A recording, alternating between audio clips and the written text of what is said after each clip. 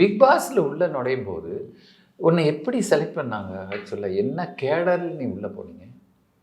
அப்படி கேட்டால் எனக்கே தெரியல.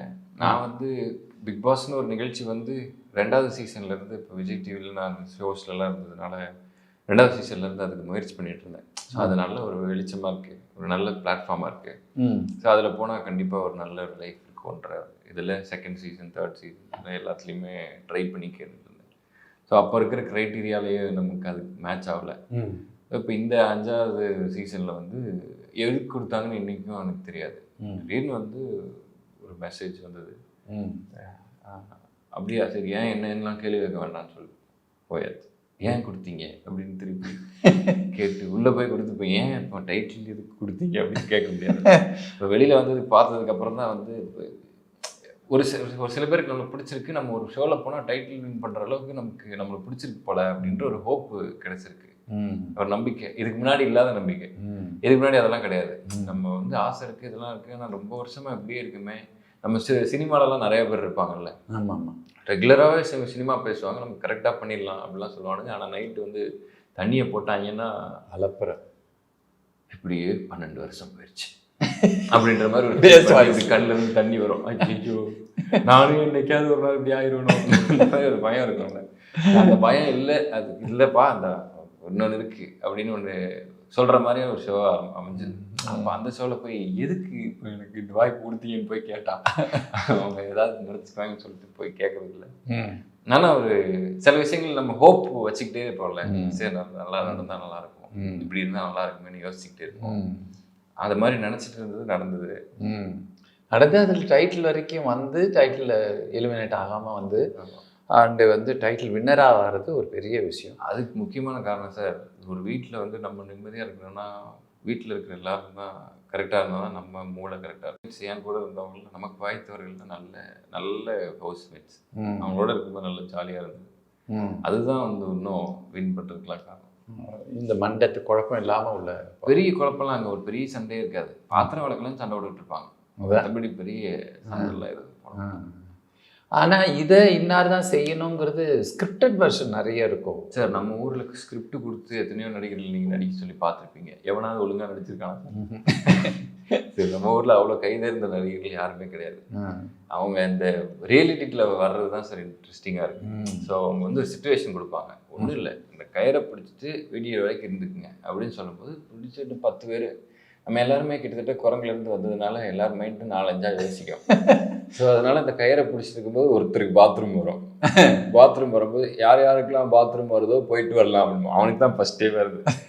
ஆனால் கேட்குறது இது பண்ணுறது இப்போ அதனால் இப்போ அவனுக்கு கோவம் வரல, ஏன்டா நீ நான் வந்து லூஸு அந்த மாதிரி ஒருத்தரோட மைண்ட் என்னென்ன அந்த டைமுக்கு என்ன பண்ணுதோ அதுதான் அதில் பியூட்டி சார். அதில் ஆமாம். இன்னும் வந்து இப்போ நம்ம 2 பேர் இருக்கோம், இவங்க 2 பேர் இருக்காங்க இந்த ரூமில், நம்ம எல்லாருக்குமே இது தவிர வேறு நிறைய வேலை இருக்குது. இப்போ உங்களுக்கும் கூட வேறு ஏதாவது 12 மணிக்கு வேற ஒரு இடத்துக்கு வரணும்னு சொன்னேன், இவன் வேற லேட்டு ஐயோ அப்படின்ற ஒரு ஃபீலிங் இருக்கலாம். அவருக்கு இருக்குல்ல, நான் அந்த பாடி லாங்குவேஜ்லேயே தெரியுது. அந்த அந்த அந்த கவலைலாம் அங்கே கிடையாது சார். அங்கே கயிறை பிடிச்சிட்டு உட்கார்றது மட்டும்தான் வேலையே. இது கயிறை பிடிச்சிட்டு உட்காந்துட்டு அதுக்கப்புறம் ஃப்ரெஷ்ஷாக தான் யோசிக்கணும் அடுத்த நிமிஷம் என்ன பண்ணணுன்றது. அந்த ஃப்ரெஷ்னஸ்ஸு ஃபோன் இல்லாது வேறு அந்த ட்விட்டரு, ஃபேஸ்புக்கு, இன்ஸ்டாகிராமில் நம்மளோட ஃபோட்டோக்கு கீழே யார் யார் நம்மளை திட்டுறா, யார் யார் நம்மளை நல்லா நிறைய பேர் சேர்ந்து நம்மளை புகழ்ந்தாலும் நமக்கு ஒரு மாதிரி ஆகிடும். நிறைய பேர் சேர்ந்து நம்மளை திட்டினாலும் இது அந்த எதுவுமே மைண்டில் இருக்காது. நம்மளோட மைண்டில் என்ன இருக்கணும்னா கயிறு மேலே வாரம் அவ்வளோதான் இருக்கும். அந்த டைமில் என்ன யோசிக்கிறோமோ அதுதான். அது ஒரு பியூட்டிஃபுல்லாக நம்ம என்ன பண்ணுறோங்கிறது நமக்கே தெரியாது. அதான் ஆனால் 24 hours into இல்லை. ஆமாம், ஒரு 2-3 நாள் ஒரு மாதிரி சங்கடமாக இருக்கும் சார். ஃபோனை தேடிக்கிட்டே இருப்போம். அப்புறம் 4-5 நாள் வந்து ஃபோன்லாம் எப்பப்பெல்லாம் ஃபோன் எடுக்கிறோமோ அதுக்கு பதிலாக நம்ம ஒரு ஆள்கிட்ட போய் உட்காந்துருவோம். நம்ம ஏதாவது ஹலோ நம்ம சும்மா யாருக்கிட்டாச்சும் ஹாய் அனுப்போம்ல, ஹாய் சாப்பிட்டாச்சா அப்படின்னு சொல்லும்போது சும்மா யார்கிட்டயாவது பேசி அப்புறம் தான் ரொம்ப நாள் கழிச்சு தான் ரியல் கான்வர்சேஷனே வருது. நம்ம இப்போ என்னென்னா எல்லாருமே வந்து 15 நாள் ஆகும் இல்லை, ஒரு வாரத்தில் ரியல் கான்வர்சேஷன்லாம் வந்துடும். அதுக்கு முன்னாடி வரைக்கும் நம்ம வந்து நம்மளை எப்படி காட்டிக்கணும், உட்காந்துருக்கும் போது இப்படி எப்படி இருக்கணும் அப்படின்றதெல்லாம் தோணும். அதுக்கப்புறம் முடி சீவனா என்ன சீவலாம் அது மாதிரி ஆகிடும். ரொம்ப எமோஷ்னலாக சில பேர்கிட்ட பேசுவோம், ரியல் கான்வர்சேஷன் வரும், வேற எதையும் மனசில் வச்சுக்காம. அதான் ஆனால் அங்கே இப்போ உள்ளே போன பிறகு வீட்டை பற்றி நினைவுகளோ இல்லை இதுவாக இருந்தால் ஃபோன் பேசலாம் அப்படின்னா அந்த ஃபோன் தான் சார் ப்ராப்ளம். அந்த ஃபோன் இருக்கிறதுனால தான் யாரையுமே மிஸ் பண்ண மாட்டேன் சார். எனக்கு வந்து ஃபோன் கிட்டத்தட்ட நான் வந்து இது வரைக்கும் என் ஒய்ஃபு எங்கள் அம்மாவை அப்படி மிஸ் பண்ணதே கிடையாது. ஹாஸ்டலில் இருக்கும்போது அப்படி மிஸ் பண்ணியிருக்கேன். ஹாஸ்டலில் இருக்கும்போது என்னென்னா, இப்போ நைட்டு வந்து அவங்க ஒரு கேவலமான பரோட்டா தந்தாங்கன்னா அதை சாப்பிடும்போது நம்ம வீட்டில் எப்படி இருக்கும் அந்த தோசை அப்படின்னு சொல்லும்போது, இப்போ இருக்கும்போது என்ன டக்குன்னு ஃபோன் போட்டு எங்கள் வீட்டில் என்ன, அங்கே வீட்டில் என்ன அப்படின்னா எங்கள் வீட்டில் இதுதான் அப்படின்னா அதோட இது போயிடுச்சு. அங்கே எப்படி இருக்குன்னா ஒரு நிலாவை பார்க்கும்போது நம்மளும் எங்கள் வீட்டில் இருக்கிற யாரோ ஒருத்தங்களோ அம்மாவோ ஒய்ஃபோடையோ சேர்த்து அந்த நிலாவோட நம்ம என்னைக்கு பார்த்து பேசிகிட்டு இருந்தோமோ அது அந்த நிலாவை பார்க்கும்போது திருப்பி தோணும். திருப்பி நம்ம வேறு ஏதோ சாப்பிடும்போது ஒன்று தோணும். எப்படினாலும் நம்மளால வெளியில் போக முடியாது அப்படின்னு. இப்போ நம்மளாம் கிட்டத்தட்ட ஜெயில் கைதிகள் மாதிரி ஆகிட்டோம்னா இன்னொரு கைதியை தான் நம்ம ஒரு அண்ணனாவோ அதில் வெளியில் சாப்பாடு போடுற அக்காவை தான் நம்ம வந்து அம்மாவோ பார்ப்போம். ஸோ அது மாதிரி ஒரு கனெக்ஷன் வந்து அதை ஃபீல் ஆகுது. மிஸ் பண்ணுறது இன்னும் ஃபோன் பண்ணாதது இன்னும் மிஸ் பண்ணுறதுன்னு சொல்கிறேன். இல்லை ஃபோனை அவாய்ட் பண்ண வைக்கிறாங்களே அதே பெரிய ட்ரெண்டி தானே. ஆமாம். இல்லை இந்த காலத்தில் ஃபோன் இல்லாமல் ஒரு இடத்துல உட்கார முடியுமா? ஆமாம், முடியவே முடியாது. எல்லாம் தலை குனிஞ்சு தான் வாழ்ந்துக்கிட்டு இருக்கோம். என்னைக்காச்சும் நிமிர வேண்டாமா அந்த மாதிரி இன்னைக்கு நிமிர. உண்மையிலேயே இப்போ நம்ம ஷார்ட்டுக்கு போகும்போது கூட ஃபோனை அசிஸ்டன்ட் செட்டு கொடுத்துட்டு போனாலும் முடிச்சுட்டு வேக வேகமாக ஓடி வந்து அந்த ஃபோனை எடுத்து பார்த்தா ஒன்றுமே இருக்காது. அதுக்குள்ளே போய் தேய்ச்சி அது எல்லாத்தையும் பார்த்து இல்லை அப்படியே டியூனப் ஆயிடுச்சு. இல்லை மெக்கானிக்கல் லைஃப் ஆயிடுச்சு. அதுவும் வந்து நான் சொன்ன பாரு 10 பேர் இருக்கிற இடத்துல எல்லாருமே ஃபோனை பார்த்துட்டே இருந்தாங்கன்னா எல்லாருமே யாரும் பேச்சுவார்த்தை நின்று போச்சு. ஒரு ஹஸ்பண்ட் ஒய்ஃபுக்குள்ள பேச்சுவார்த்தை இல்லை. இவங்க ஒரு ஃபோனை வைக்கிறாங்க, அவங்க ஒரு ஃபோன் வைக்கிறாங்க, எதையோ யாருக்கோ தேடிக்கிட்டே இருக்காங்க எதையோ. இல்லை இதில் தான் போட்டுப்பாங்களே. ஸோ ஹாப்பி வெட்டிங் ஆனிவர்சரி அப்படின்னு போட்டு அவங்க ஒய்ஃபோட ஃபோட்டோ எடுத்துகிட்டு அவளை சிறுபாடு துரத்தி விட்டு அதுக்கப்புறம் இதில் ஃபுல்லாக கமெண்ட்ஸில் தேங்க்யூ அவங்க கிச்சன் வரைக்கும் போயிட்டு அதில் வருது தேங்க்யூ ஸ்வீட் ஹார்ட் அப்படின்னு. ஏய் தோசை சாப்பிட்றே இல்லைடா. இப்படி தான் பெரும்பாலுமான இது வீடுகளில் ஆயிடுச்சு.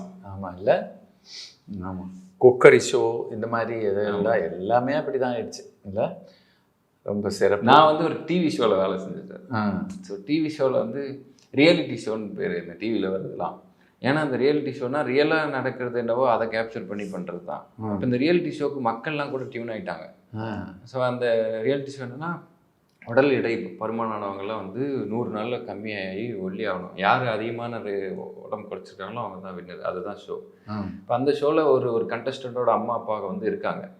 அவங்க வந்து நீங்கள் என்ன ஃபீல் பண்ணுறீங்கன்னு கேமரா காட்டுங்க. என் பொண்ணு வந்து அவ்வளோ கஷ்டப்பட்டு ஒரு நிமிஷம் மேடம் ஓகே ஒரு நிமிஷம் வாங்க சொல்லிட்டு அதை தொடச்சிட்டு வெயிட் பண்ணிகிட்டு இருக்கு. மாற்று எதிர் பண்ணி நல்ல கண்டென்ட் வரும்போது ஏன்டா சரி இப்போ போடு ரெடியா சார் என் பொண்ணு திருப்பி அதுலேருந்தே ஆரம்பிக்குது. ஏமா அழுதே ஓகே இப்போ கட்டாயி சாந்தமாயிட்டியல்ல அப்புறம் நான் திருப்பி எப்படி ஆடுறேன் அப்படின்னா அவங்களுக்கும் தெரியுது நம்ம அழுதான் நம்மளை டிவி காட்டுவாங்க. அதை மாதிரி எல்லாரும் கிட்டத்தட்ட கேமராவுக்கு இப்போ வந்து இந்த செல்ஃபி வீடியோவில் பாட்டு டிக்டாக்லாம் இருக்குல்ல. ஆமாம். ஸோ அந்த அவங்கள நேரில் பார்த்தா எப்படி இருப்பாங்கன்றது நீங்கள் கற்பனை பண்ணி பார்க்க முடியும். ஆமாம். அந்த இதில் வந்து இப்படி போட்டு அதை ஒரு வெக்கத்தோடு அதை பார்த்து பாடிட்டு அவ்வளோ ப்ளசண்ட்டாக மூஞ்சிலாம் வச்சு அந்த கேமராக்காக எல்லாமே அப்படியே மாறின மாதிரி ஆயிடுச்சு. இல்லை ஐயோ ஸோ மெக்கானிக்கல் மேம் இல்லை யதார்த்தம் இல்லாத ஒரு இது. அதில் ஃபேமஸானவங்க நிறைய பேர் இருக்காங்க. ஆமாம். எத்தனை பேர் அதை வச்சு அவங்களுக்கு சினிமா வாய்ப்பு வருது, எல்லாமே வருது. இப்போ ஜிபி முத்துலாம் துணிவுலலாம் நடிச்சிருக்காங்க. ஆமாம். ஜிபி முத்துக்கிட்ட ப்ளஸ்ஸு வந்து அந்த கேமரா முன்னாடி எப்படிலாம் இருக்கக்கூடாதோ அப்படிலாம் இருந்ததுனால தான் ஃபேமஸ் ஆகிடுச்சு. ஆமாம். அதை வந்து இஷ்டத்துக்கு எதையாச்சும் பேசி மனசில் தோன்றது சொல்லி செத்தப்பையில் ஆமாம் இதெல்லாம் சொல்லி அவரோட யதார்த்தம் தான் அவருக்கு இது. ஆமாம் ஆமாம். விஜய் டிவியோட ஸ்டார்ஸ் அது வந்து எப்போதுமே அவங்களுக்கு அவங்க வந்து அவங்க நேசிக்கிற விதமே அப்படி ஒவ்வொருத்தரையாக மேலே மேலே மேலே மேலே தூக்கி விட்டு போகிற வரைக்கும் சும்மா இருக்க மாட்டாங்க. ஏதாவது மாற்றி ஒரு ஷோவில் போட்டுட்டு பண்ணுவாங்க. விஜய் டிவியோட சீரியல் ஆரம்பிக்கிற போது அதில் முன்னிலை வச்சு விஜய் டிவியோட அனுபவங்கள் கொஞ்சம் சொல்லுங்களேன். சார் இந்த விஜய் டிவின்னு சொல்லி விஜய் டிவி ஸ்டார்ஸ்ன்னு சொல்கிறீங்களா சார்? அந்த ஸ்டார்ஸ்ன்னு சொல்கிறது வந்து அவங்கள வெளியில் ப்ரொஜெக்ட் பண்ணுறது தான் சார். இப்போ ஒருத்தங்களுக்கு வந்து ஏதோ ஒரு விஷயம் இருக்குது அப்படின்னா அவங்கள சுற்றி வந்து ஒரு ஆரா கிரியேட் பண்ணி அவங்கள வந்து மேலே கொண்டு அவங்க ப்ராடக்டாக வந்து கொண்டு வர்றது வந்து விஜய் டிவி பயங்கரம். நான் அதை வந்து இருட்டுல இருந்து பார்த்துருக்கேன், நானே அந்த இடத்துல இருந்து பார்த்துருக்கேன். நாங்கள் ஒருத்தர் வந்து இப்போ அதில் எந்த விதமான பாலிடிக்ஸ் எதுவுமே இருக்காது. ஒரு ஷோ பண்ணுறோம் அப்படின்னா ஒரு 4-5 பேர் சேர்ந்து பேச, ஒருத்தங்க நல்லா பண்ணுறாங்க அப்படின்னா அவன் ஓகே, அவனுக்கு என்ன மாதிரியான சுச்சுவேஷன் கொடுத்தா அவன் அந்த இடத்துல நல்லா பண்ணுவான், என்ன மாதிரி அவனை இன்னும் நல்லா பண்ண வைக்கலாம், அப்படிதான் யோசிப்பாங்க. பேசிக் திங் நம்ம கொஞ்சம் நல்ல திறமையான டேலண்ட் இருக்கிற ஒரு ஆளாக இருந்தால் போதும். அவங்க எதுலலாம் அவங்களை கரெக்டாக யூஸ் பண்ணலான்றது பண்ணி கொஞ்சம் கொஞ்சமாக கூப்பிட்டு வந்துடுவாங்க. ஸோ அது வந்து நான் இப்படி பார்த்தேன் அப்படின்னு பார்த்தேன்னு சொல்லலை சார். நம்மளாவும் அதில் இருக்கும் பொழுது ஸோ அவங்களும் நிறைய இன்புட்ஸ்லாம் கொடுப்பாங்க, இப்படி பண்ணலாம் அப்படி பண்ணலாம். அதே மாதிரி எதுக்கும் கட்டாயப்படுத்துறதெல்லாம் கிடையாது சார். இது நீ பண்ணணும் அப்படி பண்ணணும் அப்படின்ற மாதிரி எதுவுமே கிடையாது. இப்படிலாம் இருக்குது, எது தோணுதோ நீங்கள் அதை பண்ணிக்கலாம். இப்பவும் வந்து நெக்ஸ்ட் ஸ்டேஜுக்கு எனக்கு என்ன பண்ணணுமோ அதுக்கு ஹெல்ப் பண்ணுறதுக்கு இன்னும் ரெடியாக இருக்காங்க. ஸோ அந்த வேலையில் வந்து கிட்டத்தட்ட நம்ம வேற ஊருக்கு வந்திருக்கோம், நமக்கு இங்கே யாருமே தெரியாது. நான் இங்கே கிளம்பி வந்தது பாக்யராஜ் சார் ஒருத்தரை நம்பி தான். ஒரு ஆள் இருக்காரு அப்படின்றது ஒரு நம்பிக்கையில் இன்னைக்கு அந்த தைரியம் இருக்கும். அது மாதிரி விஜய் டிவி இருக்கிறது வந்து இன்னைக்கு ஒரு தைரியம் இருக்கு, பெரிய சப்போர்ட். ஆமாம், ஒரு சேனல் சப்போர்ட்டுங்கிறது. அங்கே சரவணன் மீனாட்சி அந்த மாதிரி சீரியல்லாம் பண்ணும்போது எப்படி இது எஃபெக்டிவ் சார்? அவங்க சரவணன் மீனாட்சி வந்து நான் வந்து அதில் ஒரு சின்ன போர்ஷன் தான் நடித்தேன், ஆடல் அழகரில் நடித்தேன். இப்போ எனக்கு வந்து ரமணன் சார்ன்னு சொல்லிட்டு அவர் தான் திரி படத்தோட இப்போ அட்லி சார் அவர் இருக்கிறாங்க. ஸோ ரமணன் சார் வந்து அவர் பயங்கரமாக கதை சொல்கிற ஒரு ஆள். அவரோட கதை கேரக்டர்ஸ் எல்லாமே வித்தியாசமாக இருக்கும். நம்ம போய் அப்பப்போ அடிக்கடி பார்ப்போம், ஏதாவது வாய்ப்பு இருந்தால் சொல்லுங்கள். திடீர்னு ஒரு நாள் வந்து ஏதாவது வாய்ப்பு இருந்தால் சொல்லுங்கன்னு பார்த்துட்டு ஓகே கத்தின்னு ஒரு ரோல் இருக்கு பண்ணுறேடா, சும்மா ஒரு 4-5 சும்மா வரும் பார்க்கலாம், அது எப்படி போகுதுன்னு பார்க்கலான்னு சொல்லிட்டு அவர் ஸ்டார்ட் பண்ணி விட்டது தான் கத்தி அப்படின்னு ஒரு ரோல். கத்தினா நம்ம கத்தி என்கிற கதிரேசன் வச்சுருவோம், அந்த மாதிரி நமக்குள்ள ஒரு ஃபீலிங். ஸோ அதில் ஒரு ஜாலியாகி அப்படியே நடிக்க ஆரம்பிச்சு அவர் கொஞ்சம் கொஞ்சமாக ஷேப் பண்ணி அந்த கேரக்டர் இருக்கு. அந்த கேரக்டருக்குன்னு இப்போ தனியாக நிறைய ஃபாலோவர்ஸ் இருக்காங்க, அதை பிடிச்சி. ஸோ அந்த ஆண்டாளர் சீரியல்லேருந்து அந்த கத்தி கேரக்டர் மட்டும் எடுத்து புதுசாக இப்போது நாம் இருவர் நமக்கு இருவர் ஒரு சீரியல் வந்தது, அதில் வச்சு இன்னும் பெரிய எக்ஸ்போஷர் கொடுத்தாரு. ஸோ அதுக்குன்னு தனியாக யூனிவர்ஸ்ன்றது இல்லை, அது நிறைய பேர் பிடிச்சவங்க நிறைய பேர் இருக்காங்க. குழந்தைங்க அவங்க எல்லாருமே அது சொல்லுவாங்க. வெளியில் பாதி பேர் என் பேர் கத்தின்னு தான் நினச்சிட்டு இருக்காங்க. அந்த மாதிரி. ஆனால் உன் பேர் பண்ணுற கேரக்டருக்கு சம்மந்தமே. ஆமாம், ஏன் சார் பிளேடுன்னு வச்சுருக்கணும்? ராஜுங்கிறது எவ்வளோ சாஃப்டா இருக்கு. ராஜு சாஃப்டாவா இருக்கு, நான் ராஜு அப்படி நினச்சிக்கிட்டு இருக்கேன். ராஜு சாஃப்டா இருக்கா? ஓகே ஓகே, தப்பா சொல்றேன்னு நினைக்க கூடாது. இல்லை பூர்ண விஷயம் அதை விட ரொம்ப கம்மியா இருக்கு. அப்படியே சொல்றீங்க சார்? இப்படிதான் சார் மன்சூர் அலிகான் ஒரு தடவை சொன்னார் சார், ஷூட்டிங்ல நடிச்சிட்டு இருக்கும்போது பேர் என்ன அப்படின்னு கேட்டார். ராஜு. சரி பேர் வச்சிருக்கான் பாரு ராஜு, ஃபுல்லா பெருசா ஏதாவது பேர் வைக்க வேண்டாம், நல்லா கேட்டா ஒரு பவர் வேண்டாமா? பவரா இருக்கிற மாதிரி இருக்கு. ஆமா, அவனுடைய ஷோலையே உன்னோடைய ஷோல அவன். ஆமா, அவர் போட்டு அவரு ஜாலி பண்ணிட்டு போயிட்டாரு. நல்லா பண்ணா. ஆமா, ரொம்ப நல்லா பண்ணா போல. இன்னும் இங்கேயே இருக்கு என்ன? ஆமா, ஒன்று அவன் உள்ள கேரவனில் வரும்போதே கேட்டார், பிக் பாஸ் இதான் பண்ணுறியா நீ? இன்னும் நான் ஃபஸ்ட்டு நடிச்சிட்டு இருக்கும்போதே கேட்டார், இப்போ கதாநாயகி எங்கேயாவது நடிக்கிறது என்ன பண்ணிட்டு இருக்க நீ ஓ அப்படின்ற மாதிரி அவர் சொல்லுவார். ஆமாம், இங்கே வந்து பார்த்ததுக்கப்புறம் நீ இன்னும் போலையா நீ? அந்த மாதிரி அவர் கேரவன்லேருந்து அந்த மூடில் செட் ஆகி தான் வந்தார். ஆமாம் ஆமாம், ஐயோ ரொம்ப அதை பார்த்துட்டு சிரிச்சிருக்கு. ஒவ்வொரு அந்த டோட்டல் எபிசோடவே நல்லா இருக்கு. அப்புறம் விஜய் டிவி ஆளுங்களை கலாச்சி ஒரு பாட்டு ஆடினீங்க. ஆமாம் இல்லை? ஆமாம், அது யாரு அவரோட தயாரிப்பு? அது வினோத்ன்னு சொல்லிட்டு ஒருத்தர் எழுதி, மணி அப்படின்னு சொல்லி மணிச்சந்திரான்னு சொல்லி டான்ஸ் மாஸ்டர் அவங்க பண்ண அவங்க ஐடியா தான். நம்ம அதை போய் ஆட மட்டும் தான் செஞ்சுட்டு வந்தோம். அப்படி அது அந்த எழுதினது அவரு, மணிச்சந்திராங்கிறது அவங்களோட கான்செப்ட். ஸோ இந்த மாதிரி எல்லாத்தையும் கலாச்சி ஒன்று பண்ணணும் அப்படின்றது சொல்லி நம்மளாம் எக்ஸ்பெக்டே பண்ணல. அது அவ்வளோ பேர் பார்ப்பாங்க, அவ்வளோ பேர் பிடிக்கும்ன்றதெல்லாம் பாட்டு. அது அப்புறம் நிறைய பாட்டு விழுந்து சிரிச்சு உருட்டாங்களே சம்மந்தப்பட்டவங்க. ஆமாம் ஆமாம், அது ரொம்ப சிறப்பு. அதில் வந்து விஜய் டிவியில் வந்து எப்போதுமே விஜய் டிவி கலாய்க்கிறவங்களே ரொம்ப பேர், நம்ம பாலாலேருந்து எல்லாமே விஜய் டிவி ரொம்ப கலாய்ச்சிக்கிட்டே இருப்பாங்க. அது வந்து ஆரம்பித்தது வந்து எஸ்கே அண்ணன் தான் நினைக்கிறேன். அவர் தான் வந்து ஆங்கர்ஸ் வந்து ஒரு மாதிரி இருக்காங்கன்னா அதை மாற்றி வேற மாதிரி காட்டுனது அவர் தான். நம்ம வீட்டில் ஒருத்தர் சந்தோஷமா பேசிட்டு இருந்தா அப்படி இருக்கும், அந்த மாதிரி ஒருத்தர் போய் மேடையில் பேசினாரு. ஸோ அந்த ஒரு ஐடியாவே எனக்கு தெரிஞ்சு அவர் தான் கொண்டு வந்தார். ஸோ அதை பார்த்துட்டு அதுக்கப்புறம் கூட இருக்கிறவங்களோட ஒரு கலாய்க்கிறது, ஒரு கம்ஃபர்ட் லெவல் கிரியேட் பண்ணுது. யாரோ ஒருத்தர் கண்டெஸ்ட் இது பண்ணுறது, பாடுறது போக அவங்ககிட்ட வேற ஏதாவது கேட்குறது அப்படின்றது அவர்கிட்ட இருந்து தான் ஸ்டார்ட் ஆச்சு. இன்னைக்கு இருக்க எல்லா ஆங்கர்ஸுமே யார் ஆங்கர் பண்ணாலுமே கிட்டத்தட்ட அவரோட பாடி லாங்குவேஜ் ஏதோ ஒன்று வராமல் இருக்கிறது இல்லை. ஆமாம். ஸோ அதெல்லாம் அவருக்கு தான் செய்யும். ஆமாம். ஏன்னா பேசிக்கலி அவர் ரொம்ப மெயின் ஸ்க்ரீனில் வந்து எழுதி பார்த்துட்டு ஒரு சின்ன நோட்ஸ் வச்சுக்கோங்க கையில். ஆமாம். அது வந்து அவருக்கு ரொம்ப ஹெல்ப்ஃபுல்லாக இருந்தது. அதில் ஹெல்ப் பண்ணவங்க யூஸ்வலாக பார்த்தீங்கன்னா ரமணாலாம் ரொம்ப ஹெல்ப் பண்ணாங்க அவருக்கு ஓப்பனிங்கில். அவ்வளோ இது என்ன விஜய் டிவியில் இருக்கிற எல்லாமே கிரியேட்டிவ் ஹெட்டில் இருக்கிற எல்லாருமே ஒவ்வொருத்தர் விதமாக ஹெல்ப் பண்ணிகிட்டே இருந்தாங்க இல்லை. அது உண்மையிலே பாராட்ட வேண்டியது. அந்த பிக் பாஸில் ஒருத்தர் ஒரு மாதிரி பண்ணணுங்கிற போது எம்ஆர் ராதா மாதிரியே ஒரு தடவை ஃபுல் எபிசோடு அதை எனக்காக பண்ணி காட்டேன் கொஞ்சம். அது வந்து ரத்த கண்ணீர் படம் ரொம்ப பிடிக்கும். எங்கள் அப்பாவோட ஃபேவரெட், எங்கள் தாத்தாவோட ஃபேவரெட். அதனால வீட்டில் எப்போ ஓடும். அது சின்ன பிள்ளையிலேருந்தே மைண்டில் இருந்ததுனால அது அப்படியே பதிஞ்சுது. அதில் வந்து என்ன மோகன், என்ன மோகன், வெத்தலை டப்பா சோபாவில் இலைய போட்டுன்னு சோர்த்துன்னு அசிங்கமா தெரியல. அங்கே என்னை பார்க்கறதுக்கு பெரிய பெரிய ஆஃபீஸர்ஸ்லாம் வர, யூரோப்பியன்ஸ்லாம், தாம்சன் ஆர்ட்ஸ் எல்லாம் வர. நீ இங்கே பெரிய படுதாவை சுற்றிட்டு நாய் மாதிரி எட்டி பார்க்குற. நான் நாய் மாதிரி எட்டி பார்க்குறேன். ஆமா, நீ ஏன் பார்க்குற? ஏன் பார்க்குற? ஒரு கவுனாவது தைச்சு போட்டு வர்றியா? ஒரு தாயார்னு சொல்லலாம், பரவாயில்ல தாயார்னு. பெரிய படுதாவை சுற்றிட்டு வந்து நிற்கிறேன், எப்படி சொல்றது தாயார்னு? நான் தாயார்னு சொல்லக்கூடாது. எங்க பின்ன அது சார் மறந்து போச்சு. வந்து ஐயோ ரொம்ப கலாச்சிருப்பார். ஆமாம், உனக்கு ஒன்று பொண்ணு பார்த்து வச்சு. ஆமாம், அதில் வந்து ஒருத்தர் ரொம்ப பெரிய பெரிய விஷயத்தெல்லாம் சாதாரணமாக சொல்லியிருப்பார். ரொம்ப கிழிச்சு நம் நாட்டு பாட்டாளிகள் எல்லாம் இங்கே வந்து மேலை நாட்டு தொழிலாளர்கள் எப்படி வேலை செய்கிறாருன்னு நீ ஒன்று சொல்லு. அங்கே இருக்கிறவங்களாம் நின்றுட்டு போட்டுறான், இங்கே இருக்கலாம் குடிஞ்சிக்கிட்டு போட்டுறான்னு சொல்லுப்போ. ஏன்டா பெரிய வேலை பெரிய பெரிய விஷயத்தெல்லாம் வந்து ரொம்ப சாதாரணமாக சொல்லிட்டு போவார். பாலிட்டிக்ஸ் எல்லாம் நாங்கள் நேராக பார்த்தபோது ராதன்னு நான் எம்ஆர்ஆர் வாசு வந்தார் கூட. உட்கார வச்சு ராதன் எனக்கு உள்ளே போய் உட்கார வைக்கிறது, ஃபஸ்ட்டு ரோவில் உட்கார வைக்கணும் அப்படிங்கிறதுக்காக ராதா அண்ணன் ஒட்டி போயிட்டுருக்கேன். எனக்கெல்லாம் அவருக்கு பெரிய இது இல்லை, இப்போ பக்கம் பார்க்குறது. அவர் மேடை நாடகத்தில் எப்படி நடிப்பார் எல்லாம் தெரியுமே.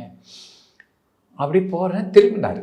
அப்படி திரும்பி பார்த்தாரு, வாசலில் அந்த பன்னீர் தெளிப்பாங்கள்ல அந்த கேர்ள்ஸோட பேசுகிற வரலையா அவன் என் மகனாச்சே எப்படி வருமானாரு.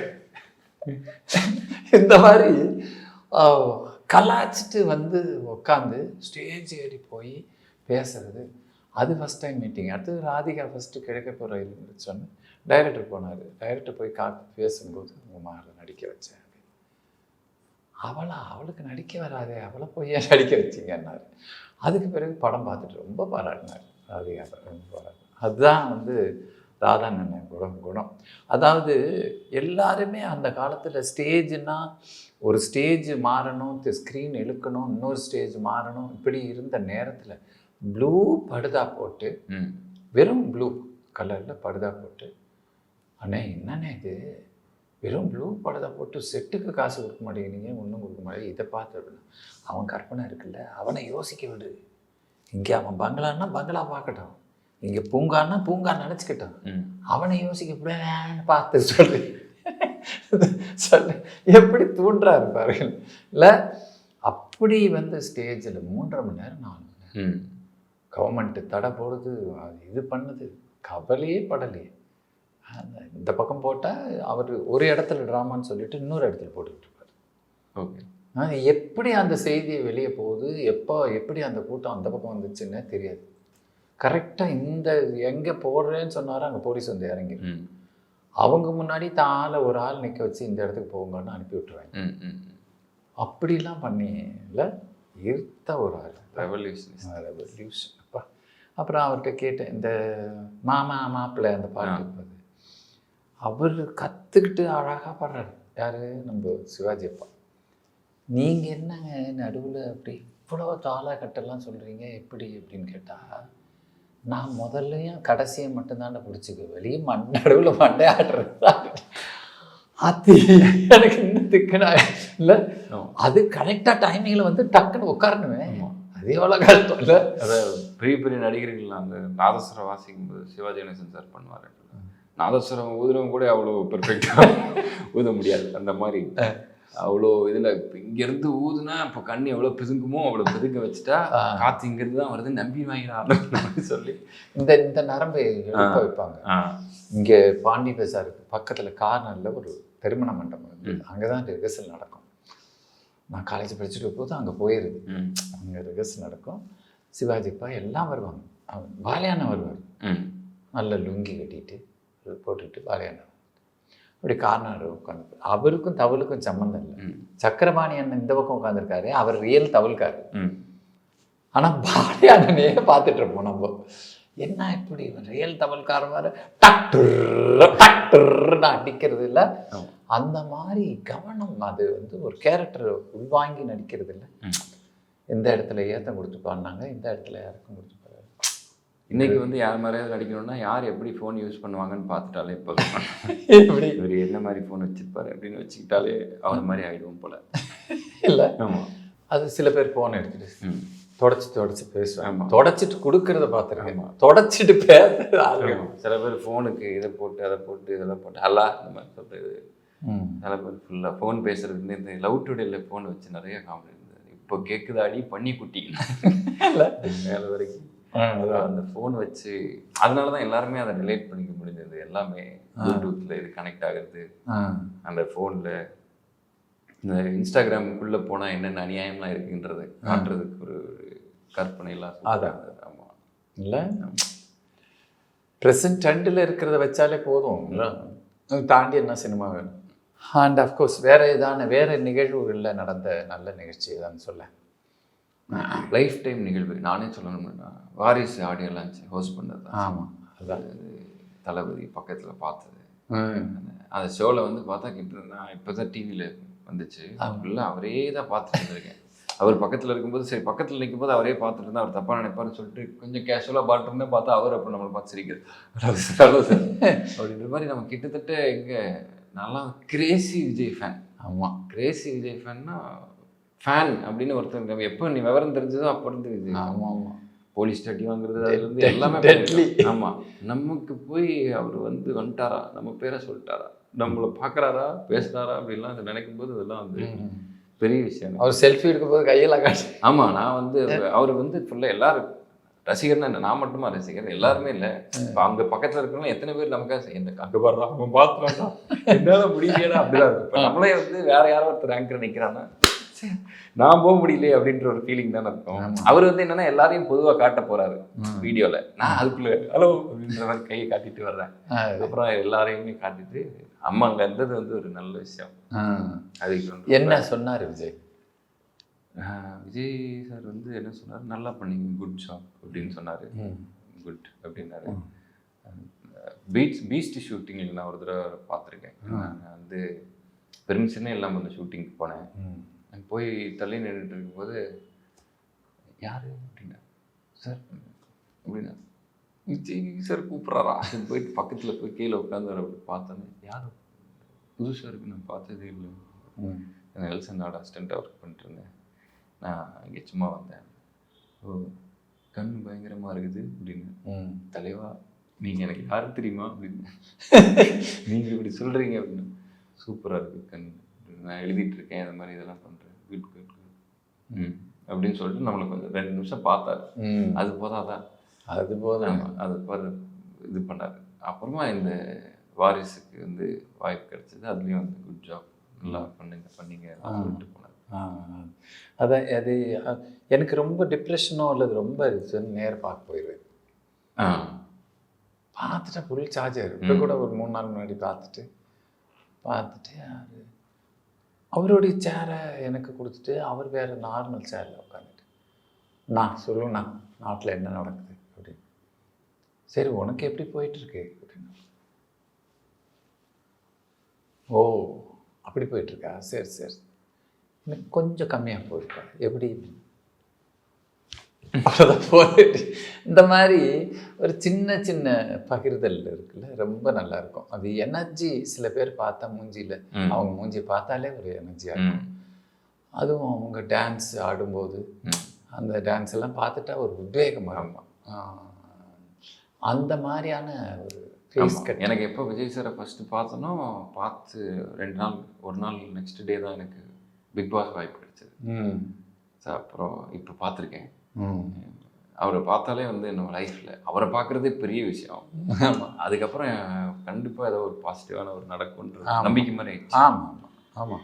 நிறைய பேருக்கு அவர் தான் ஒருத்தன் வெளியூர்லேருந்தெல்லாம் ஓடி வந்து அந்த கேட்டாண்ட நின்று உள்ளே விடும்போது தடதான். நான் அப்படி ஓடி இருக்கேன் சார்.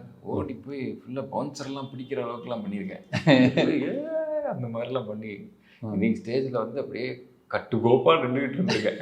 அவர் எதுவும் செஞ்சிடக்கூடாது, நம்மளால் அவருக்கு எந்த தொந்தரவு வரக்கூடாது இல்லை. யூஸ்வலாக அவர் வந்து ஃபோட்டோலாம் எடுத்து கொடுப்பாரு. ஆனால் ஒரு ஷோவில் இல்லை போல இருக்கு. அது ரம்யா கேட்பாளே, ரம்யா இந்த வீடியோவே எடுத்துட்டாங்களா சார்? பொதுவாக வந்து அவர் கூட வீடியோ எடுத்து நம்ம தான் போடுவோம். அவர் வீடியோ எடுத்து அவரே போட்டார். அவரோட ஹேண்டில் வச்சு போட்டு பெருசு இல்லை சார், பெரிய ரீச் ஆயிடுச்சு இல்லை. அது உண்மையிலே அருமையான. கண்டிப்பாக உங்கள் ஆசைகள், அபிலாஷைகள் எல்லாமே இந்த வருஷமே கண்டிப்பாக நிறைவேறும். இந்த புத்தாண்டோட பொங்கல் வாழ்த்துக்களையும் சொல்லிக்கொண்டு நீ நேரடியாக வந்திருந்ததுக்கு ரொம்ப நன்றி. நன்றி sir. Thank you so much sir. இந்த ஒரு வேஸ்ட் பேப்பர் சேனல் நான் வந்து நிறைய பார்த்துருக்கேன். உங்கள் ஒரு டேரக்டர், ரைட்டர் அப்படின்னால நமக்கு வந்து மரியாதை தான் சார் எப்பவுமே. ஸோ நீங்கள் வந்து இந்த எனக்கு யூடியூப் வீடியோஸை வந்து பண்ணுறதோ அதுக்கு உண்டான மகிழ்ச்சி இது வரைக்கும் எடுத்ததே இல்லை. நிறையா யங்ஸ்டர்ஸ் பண்ணக்கூடிய ஒரு பிளாட்ஃபார்ம் டிஜிட்டல் மீடியம். இந்த யூடியூப் சேனலில் தான் இந்த பிக் பாஸில் நம்மளை எத்தனை பேர் பார்த்தாங்களோ தெரியாது. ஆனால் இந்த யூடியூப் சேனலில் நம்மளை நிறைய பேர் பார்த்தவங்க தான் ஜாஸ்தி. ஸோ அப்படிப்பட்ட ஒரு மீடியம் வந்து நீங்களும் அதுக்கு ஒரு டைரக்டர், ரைட்டர், ஆக்டர் நீங்களும் பண்ணுறது பெரிய விஷயம். அதில் நான் இருக்கிறது வந்து ரொம்ப மகிழ்ச்சி. Thank you sir. புத்தாண்டு வாழ்த்துக்கள். தேங்க்யூ. பொங்கல் வாழ்த்துக்கள். தேங்க்யூ. நன்றி. தேங்க்யூ.